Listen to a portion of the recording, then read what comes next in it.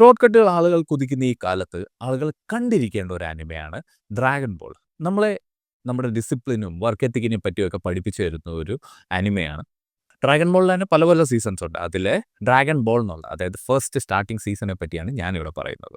Dragon ball തന്നെ എനിക്ക് ഏറ്റവും ഇഷ്ടമുള്ള ഒരു ആർക്കാണ് നമ്മുടെ നായകനായിട്ടുള്ള ഗോകു മിസ്റ്റർ പോപ്പോ എന്ന് പറഞ്ഞ വ്യക്തിയെ ഫേസ് ചെയ്യുന്നത്. അതായത് ഗോകുവിന് എപ്പോഴും അവൻ്റെ കഴിവിനെ മെച്ചപ്പെടുത്തുക എന്ന് പറഞ്ഞൊരു ഭയങ്കര ഒരു ഒബ്സഷൻ ഉള്ള ഒരു ക്യാരക്ടറാണ്. അതായത് ഞാൻ എത്ര ബെറ്റർ ആയാലും അതിനേക്കാൾ ഇനിയും ഇനിയും എനിക്ക് ബെറ്റർ ആകണമെന്ന് ആഗ്രഹമുള്ള ഒരു ക്യാരക്ടറാണ് നമ്മുടെ ഗോകു. അതിന് കാരണക്കാരൻ ഈ മിസ്റ്റർ പോപ്പോയാണ്. മിസ്റ്റർ പോപ്പോയാണ് ഗോകുവിനെ ആദ്യമായിട്ട് സ്റ്റിൽനെസ് എന്താണ് പഠിപ്പിക്കുന്നത്, കാംനെസ് എന്താണെന്ന് പഠിപ്പിക്കുന്നത്. മാത്രമല്ല മിസ്റ്റർ പോപ്പോ ഗോകുവിനോട് പറയും, നീ എത്ര മിടുക്കനായിരുന്നെന്ന് പറഞ്ഞാലും ശരി, ഈ ലോകത്ത് നിന്നേക്കാൾ ബെറ്റർ ആയിട്ടുള്ള ഒരാൾ തീർച്ചയായിട്ടും ഉണ്ടാവും. അപ്പോൾ ഏറ്റവും ബെസ്റ്റ് ആകണം എന്നാണ് നിൻ്റെ ആഗ്രഹമെങ്കിൽ you have to keep on improving your self. അപ്പോൾ ആ ഒരു keep on improving your self എന്നുള്ള ഒരു ഒബ്സഷൻ ആ കൊച്ചു ഗോകുവിൻ്റെ മനസ്സിലേക്ക് ഇട്ട് കൊടുക്കുന്നത് മിസ്റ്റർ പോപ്പോയാണ്. ഒരു ഫൈറ്റർ എന്ന് വെച്ചാൽ അയാളുടെ മൈൻഡ് കാം ആയിരിക്കണം. നമ്മൾ കാം ആയിരിക്കുമ്പോഴാണ് നമ്മളുടെ ഫോക്കസ് കൂടുതൽ ഷാർപ്പായിട്ടിരിക്കുന്നത്. ഈ കാര്യം പറഞ്ഞു കൊടുക്കുന്നത് മിസ്റ്റർ പോപ്പോയാണ്. അതേപോലെ തന്നെ ഗോകുവിൻ്റെ ക്യാരക്ടർ ഒരു പ്രത്യേകം എടുത്തു പറയേണ്ട ഒരു കാര്യമാണ്. കാരണം ഗോകുവിന് മറ്റുള്ളവർ കൈയടിക്കുന്നോ ഇല്ലയോ എന്നുള്ളതൊന്നും ഒരു കാര്യമല്ല. ഗോകുവിന് ആ ചെയ്യുന്ന കാര്യത്തിനോടുള്ള ഒബ്സഷനാണ്. മറ്റു പുറത്തുനിന്നുള്ള ആളുകളെ കൈയടിച്ചാലും ഇല്ലെങ്കിലും ഞാനത് ചെയ്യും. നമ്മളൊക്കെ നോർമലി എന്താ ചെയ്യുന്നത്, ഇപ്പം എന്തെങ്കിലും ഒരു കോമ്പറ്റീഷനോ അല്ലെങ്കിൽ നമ്മുടെ എക്സാം വരുന്നു അതിന് വേണ്ടിയിട്ടായിട്ട് പഠിക്കുകയോ വർക്ക് ചെയ്യുകയോ ചെയ്യുന്നിടത്ത് സ്വയമേ സെൽഫ് ഇംപ്രൂവ്മെൻറ്റ് നമ്മൾ സ്വയമേ ബെറ്റർ ആകണം എന്ന ആഗ്രഹം വെച്ച് വർക്ക് ചെയ്യുന്ന ഒരേ ഒരാളാണ് ഗോകു. ഒരേ ഒരാളെന്ന് പറയാൻ പറ്റില്ല, കാരണം ഡ്രാഗൺ ബോളിലെ ഏകദേശം എല്ലാ ക്യാരക്ടേഴ്സും അങ്ങനെ തന്നെയാണ്. എല്ലാ ക്യാരക്ടേഴ്സും നല്ല മസിൽ ബൗണ്ട് ആയിട്ടുള്ള ക്യാരക്ടേഴ്സാണ്. അതായത് നല്ലൊരു എസ്തെറ്റിക് ഫിസിക്ക് വർക്കൗട്ട് ചെയ്യണം, ഇങ്ങനെയുള്ളൊരു സബ് കോൺഷ്യസ്ലി നമ്മളെ മോൾഡ് ചെയ്തെടുക്കുന്ന ഒരു ക്യാരക്ടറും കൂടിയാണ് ഡ്രാഗൺ ബോൾ. അപ്പോൾ ഡ്രാഗൺ ബോൾ കൊച്ചിലേ കണ്ടു വളർന്നു വരുന്ന ഒരു കുട്ടിക്ക് നല്ലൊരു എസ്തെറ്റിക് ഫിസിക്ക് വേണമെന്നുണ്ടോ? എത്ര എനിക്കറിയാം എൻ്റെ എന്ത് കാര്യം ഉണ്ടെങ്കിലും ഞാൻ അതിന് വേണ്ടി വർക്ക് ചെയ്യേണ്ടി വരും എന്നുള്ളൊരു ഒബ്സഷനാണോ? എന്നെക്കാളും ബെറ്റർ ആയിട്ടുള്ള ഒരാൾ എപ്പോഴും ഉണ്ടാവും. ഞാൻ ബെസ്റ്റ് ആകണമെന്ന് ആഗ്രഹിക്കുന്നുണ്ട്. ഒരു ഇൻസെയിൻ വർക്ക് എത്തിക്ക് ബിൽഡ് ചെയ്യാൻ ഹെൽപ്പ് ചെയ്യും. അങ്ങനെ ഒരുപാട് ഒരുപാട് ഗുണങ്ങളുള്ള ഒരു ആനിമയാണ് ശരിക്കും ഡ്രാഗൺ ബോൾ. ഗോകുവിൻ്റെ വേറൊരു സവിശേഷത പറയാവുന്ന കാര്യമാണ്, ഗോകുവിന് അധികം ഡിസ്ട്രാക്ഷൻസ് ഒന്നുമില്ല. അതായത് നോർമലി അതിൻ്റെ അത് ഗോകുവിൻ്റെ മാസ്റ്ററായിട്ടുള്ള മാസ്റ്റർ റോഷി പോലും പെണ്ണുങ്ങളെ കണ്ടു കഴിഞ്ഞാൽ അവിടെ വീഴും.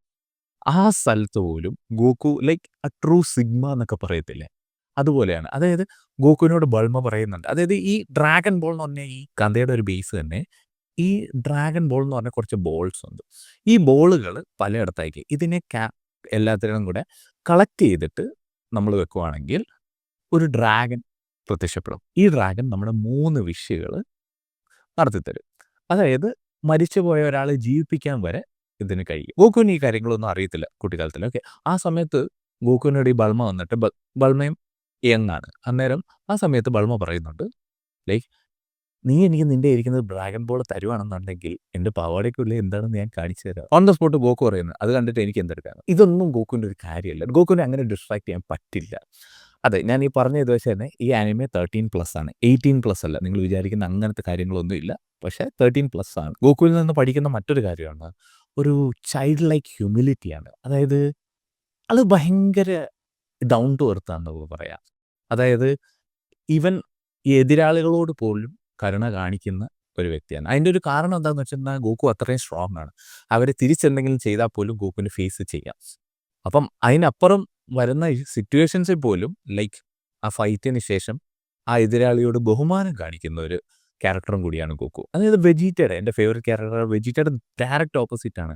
വെജീറ്റ ഈഗോയുടെ അങ്ങേയറ്റമാണെങ്കിൽ ഈഗോ തീരെ ഇല്ലാത്തൊരു ക്യാരക്ടറാണ് ഗോകു. അപ്പോൾ നിങ്ങളിത് ഡ്രാഗൺ ബോൾ കാണാൻ നിങ്ങൾ പ്ലാൻ ചെയ്യുന്നുണ്ടെങ്കിൽ ഞാൻ പറയുകയാണ്, നിങ്ങൾ ആനിമെ ഇഷ്ടപ്പെടുന്നവരാണെങ്കിൽ നിങ്ങൾക്ക് പ്രശ്നമില്ല. ആനിമെ ഇഷ്ടപ്പെടാത്തവരാണെങ്കിൽ ജസ്റ്റ് ഒരു വാർണിംഗ് ഞാൻ തന്നേക്കാം. ഇതിൻ്റെ അകത്തൊരു ഫൈറ്റ് തുടങ്ങിയ അടുത്ത 10 എപ്പിസോഡും ആ ഒരേ ഫൈറ്റ് തന്നെയായിരിക്കും. അതായത് ഇപ്പോൾ ആദ്യത്തെ 1ാമത്തെ എപ്പിസോഡിൽ തുടങ്ങി ഇടി തീരുന്ന 10ാമത്തെ 11ാമത്തെ എപ്പിസോഡിലൊക്കെ ആയിരിക്കും. അപ്പോൾ അങ്ങനെ ആ ഒരു ആനിമേഷനും ഫൈറ്റും ഒക്കെ കണ്ട് ഇരിക്കാൻ ഇഷ്ടപ്പെടുന്നവരാണെങ്കിൽ നിങ്ങൾക്ക് അതൊരു പ്രശ്നം ഉണ്ടാകത്തില്ല.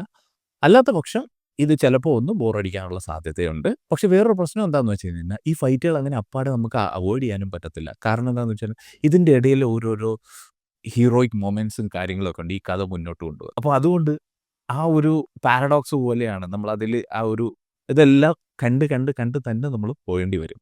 അപ്പോൾ നമുക്ക് ഗോക്കുവിൽ നിന്ന് പഠിക്കാവുന്ന പാഠങ്ങൾ എന്തൊക്കെയാണ്? ഈഗോ ഇല്ലാതിരിക്കുക, ബിക്കം ദ ബെസ്റ്റ്. അതും ബിക്കം ദ ബെസ്റ്റ് എന്ന് മാത്രമല്ല, ആ ബെസ്റ്റ് ആകാൻ വേണ്ടി കണ്ടിന്യൂവസ്ലി ഇംപ്രൂവ് യുവർ സെൽഫ്. ആ ഒരു ഇൻസെയിൻ വർക്ക് എത്തിക്കൊണ്ടാണ് എന്തൊക്കെ സംഭവിച്ചാലും നമ്മൾ ആ കാര്യം ചെയ്യണം. പിന്നെ എക്സസൈസ് ചെയ്യുക എന്നുള്ളത് ഭയങ്കര അത്യാവശ്യമുള്ള കാര്യമാണ്. അതേപോലെ തന്നെ ഒരു എസ്തെറ്റിക് ഫിസിക് ബിൽഡ് ചെയ്യുക. ഡ്രാഗൺ ബോളിലെ ഏകദേശം എല്ലാ ക്യാരക്ടേഴ്സും അങ്ങനെ തന്നെയാണ്. നിങ്ങളൊരു ആനിമെ ആഗ്രഹിക്കുകയാണ്, നിങ്ങളെ വർക്ക് എത്തിക്ക് പഠിപ്പിക്കുന്ന, ഡിസിപ്ലിൻ പഠിപ്പിക്കുന്ന എങ്കിൽ dragon ball is the answer. അടുത്ത വീഡിയോയിൽ കാണുന്നവരെ